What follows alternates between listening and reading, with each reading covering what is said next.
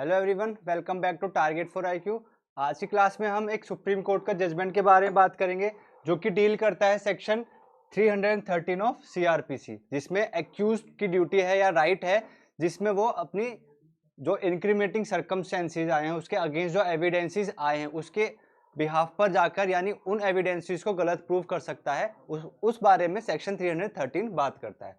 आइए बात कर लेते हैं फैक्ट्स ऑफ केस, यानी केस के क्या क्या फैक्ट्स थे। इस केस में एक न्यूली बोर्न चाइल्ड की डेड बॉडी मिली थी। ठीक, नवजात शिशु की एक डेड बॉडी मिली गई थी और एक्यूज किसको बनाया गया था? एक लेडी को। और बोला गया था कि वो जो लेडी है जिसको एक्यूज बनाया गया है उसी ने उस बच्चे को, न्यूली बोर्न चाइल्ड को डेथ कॉज की है उसने।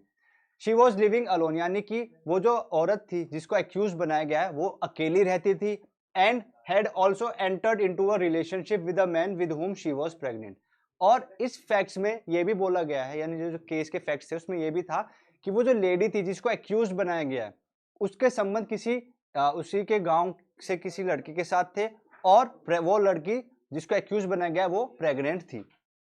She had killed the child in order to protect her character. और फैक्ट्स में ये भी था कि उस औरत ने उस बच्चे को इसलिए मारा था जिससे कि जो उसका कैरेक्टर है वो प्रोटेक्ट रहे, किसी को उस बच्चे के बारे में पता ना चले। अगर पता चलेगा तो उसकी बेइज्जती होगी, इसी वजह से उस औरत ने उस बच्चे को मार दिया था। This statement was made by the accused under section 313 CRPC that she was pregnant and her lover pushed her, due to which she was misconceived.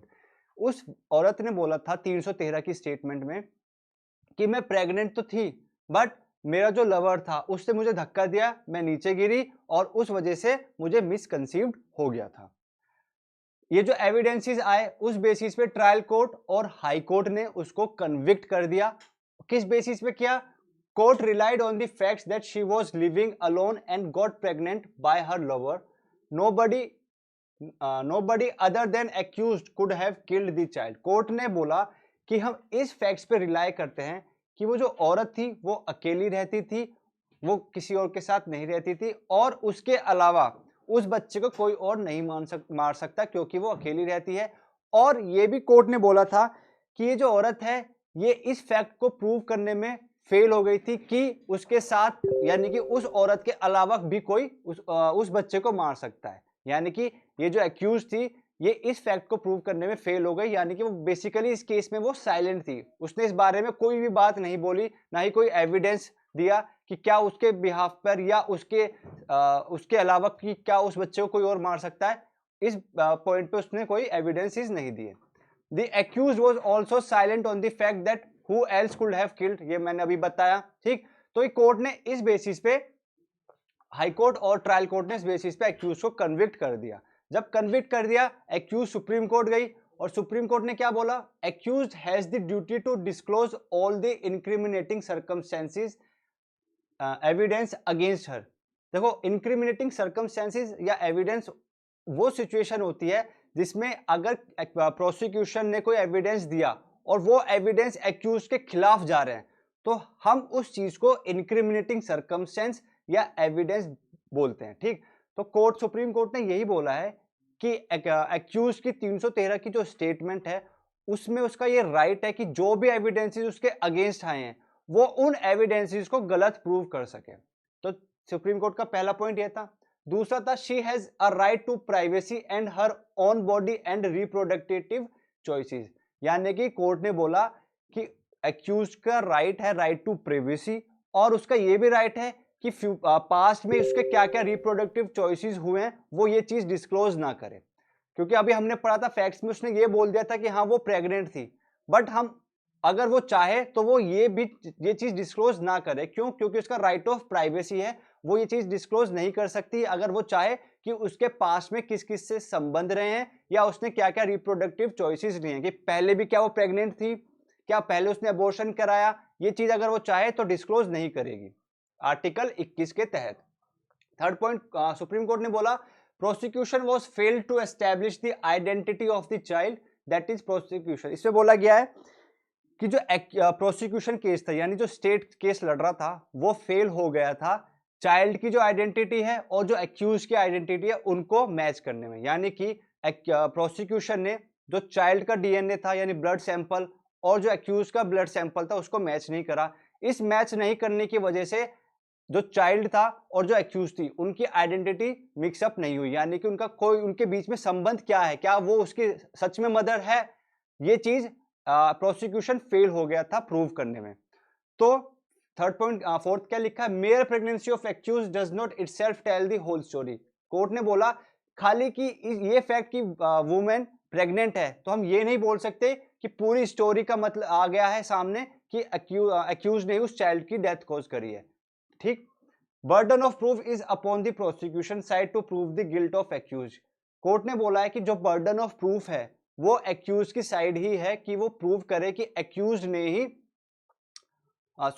जो बर्डन ऑफ प्रूफ है वो प्रोसिक्यूशन की साइड है कि वो ये प्रूव करे कि एक्यूज ने ही चाइल्ड की डेथ कॉज करी है। बट प्रोसिक्यूशन तो फेल हो गया था क्योंकि प्रोसिक्यूशन ने जो चाइल्ड की आइडेंटिटी है और जो एक्यूज की आइडेंटिटी है वो एस्टेब्लिश कर नहीं पाए। तो इस वजह से क्या हुआ, कोर्ट ने एक्यूज को एक्यूटेड कर दिया।